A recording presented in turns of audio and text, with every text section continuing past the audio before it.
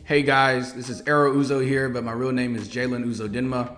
I recently graduated from Jackson State University with a Bachelor of Science in Physics, and I'm proud to be able to say that I applied and was accepted into 4 of the top 5 graduate aerospace engineering programs in the country. Those programs were at the Massachusetts Institute of Technology, the Georgia Institute of Technology, Stanford University, and the University of Michigan. I'm creating this video today to share my story, and I hope in my discussion that I can share bits of information that can be helpful to you guys if you also have dreams of being accepted into programs of this caliber. First things first, I was very selective as to which programs I decided to apply for. At my undergraduate institution, I was part of the Ronald E. McNair Scholars Program. The Ronald E. McNair Scholars Program is federally funded and it's geared towards increasing the numbers of underrepresented minorities in graduate school and receiving PhD degrees. One of the perks of being a McNair Scholar is that you qualify for an application fee waiver at almost every institution in the country. This means that I was allowed to apply to pretty much any institution in the country for absolutely free. Instead of applying to 20 institutions, I focused on just 4. While all of these institutions have a lot of prestige attached to their names, I did not apply to any of these schools simply because they were prestigious. I applied to institutions that had professors that were heavily involved in aircraft design research. Since I've had this interest since I was 8 years old, finding an institution with a professor with the expertise to guide me and mentor me along my path of becoming an aircraft designer was crucially important. Applying because of a genuine interest in the research and professors working at a particular university makes the application process so much easier. After selecting which institutions I was going to apply for, the next step was identifying the application components of each school. After a couple of internet searches, I quickly realized that just about all of these schools had the same exact application requirements. All of the institutions wanted to see my GRE scores, my undergraduate transcript, a personal and/or research statement written by me, as well as letters of recommendation. The GRE, or Graduate Record Examination, is a standardized test geared towards gauging one's ability to succeed in graduate school. The test has 3 sections: verbal reasoning, quantitative reasoning, and analytical writing. I must say that I did not score perfect or near perfect on the GRE. I have to say that this might be the least important part of the graduate application process. After numerous discussions with graduate students and professors that worked at these institutions, I quickly realized that institutions do not value the GRE that much. Understand that the GRE is a test that you take on one day. How you perform on that one day is not a good indication for how you will perform in graduate school over a span of years. What institutions value more than someone's GRE score is their undergraduate transcript. I was very confident about this part of the application because throughout undergrad, I maintained a 4.0 GPA. Now, I did not have to have a 4.0 GPA to get accepted into graduate school, but having a high GPA definitely helps. My GPA showed that I was very diligent and that I was a hard worker, but I also think institutions were impressed with the courses that I decided to take. Throughout undergrad, I took numerous credit hours outside of my major and extra math and engineering courses. While I was a physics major for undergrad, I always knew that I wanted to pursue engineering at the graduate level. By looking at my undergraduate transcript, the admissions committee got to see that I took around 20 credit hours outside of my major in engineering courses alone. This showed the admissions committee that I was proactive and that I was committed to my future. The next component of the application required me to write a personal statement. In this statement, I would discuss who I am, what drives me, and any valuable experiences that I might have.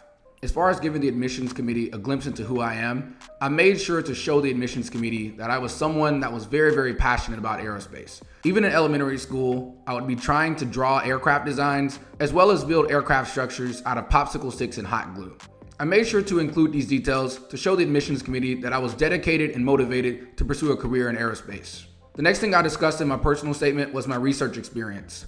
Since my freshman year of college, I was heavily involved in research. I completed research projects at my home institution, at the University of Alabama, as well as the Georgia Institute of Technology. All of these research projects were in some way related to aerospace, which definitely helped my application. I discussed these research projects in terms of the overarching goal of the research, as well as my responsibilities and tasks on the projects. Having these research experiences was only half of the battle. I also needed to take this time to show the admissions committee that I was a great writer. Because being an effective communicator is so important in science, I made sure to let multiple professors review my personal statement before I submitted it. After discussing my research experiences, I capped off my personal statement by discussing my participation in mentorship throughout my undergraduate years. I made sure to connect my experience as a mentor for middle school students to my goal of increasing the number of African Americans pursuing careers in aerospace and in STEM. The next component of the application required me to produce a research statement. In this statement, I would discuss my research interests for graduate school, as well as how my previous research experiences had prepared me for research in graduate school. Of course, I established to the admissions committee that I was very interested in aircraft design research. Then I explained how my experience as a researcher in the areas of fluid mechanics and materials science would help me as I pursued aircraft design in graduate school. One thing that helped me with my statements for my applications is that I applied for a national fellowship. This fellowship program is very prestigious and very selective, but to those awarded, the National Science Foundation will cover the cost of graduate study for the first 3 years at any institution you select. I'm lucky and proud to say that I was awarded this fellowship. The reason applying for this fellowship was so crucial to my graduate school applications is because the national fellowship deadlines typically fall earlier than the graduate school application deadlines.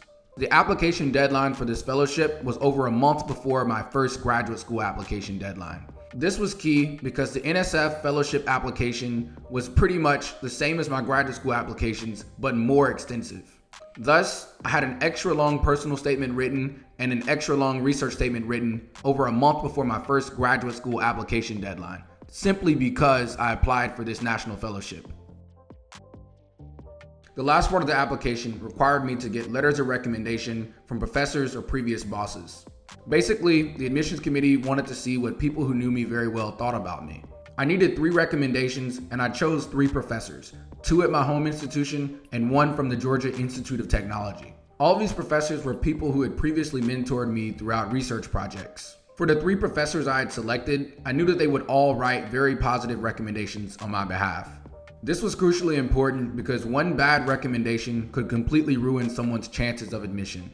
Another key to my letters of recommendation is that all of my recommenders were highly accomplished in their fields. This was important because sometimes it's not about what someone's saying, it's who's saying it. So having recommenders that were very accomplished in their fields was definitely helpful for my applications.